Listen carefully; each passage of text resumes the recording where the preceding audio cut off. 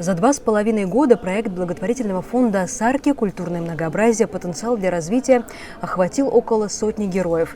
Интервью, статьи и видеорепортажи о самых разных представителях национальных общин Абхазии делали журналисты проекта.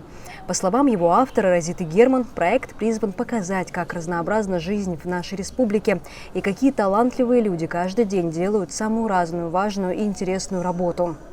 Многое, что мы делаем в рамках своей работы, оно связано с этим поддержкой нашего культурного потенциала нашей страны, потому что именно в людях, которые с таким энтузиазмом заняты своим любимым делом, которые, пусть это дело не очень грандиозное, вот у нас есть прекрасный молочник, но он настолько хорошо делает, и этот труд настолько важен сегодня для тех, кто живет рядом с ним, кому он приходит, что это тоже очень важный вклад в то, чтобы наше общество жило в гармонии и чтобы все находилось на своих местах. Одной из героинь проекта стала Наталья Каюн, пожалуй, одна из самых ярких представителей русской общины в Абхазии.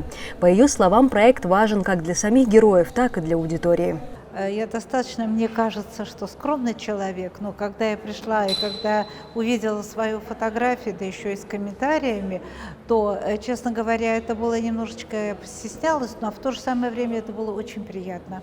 Это было очень приятно. И действительно хочется кому-то что-то рассказать то, чего ты достиг. Мы, конечно, должны популяризировать вот это культурное многообразие, которым отличалась всегда и отличается наша республика. Мы ее любим, и мы хотим, чтобы она развивалась, и наша молодежь училась на нашем опыте. Кроме того, статьи и репортажи, созданные в рамках проекта фонда «Асарки», это позитивный контент, которого часто не хватает в современной журналистике. Это действительно очень важно в наше сложное время, и когда мы видим, что человек действительно помогает развиваться, все мы любим это слово «развитие» и «созидание», и когда мы демонстрируем это на конкретных примерах, мне кажется, тем самым мы вносим сами очень позитивный вклад в то, чтобы общество шло дальше вперед.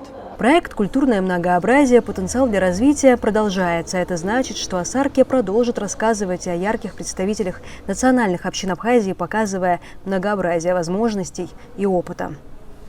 Марьяна Котова, Турника Мичба, Абаза ТВ.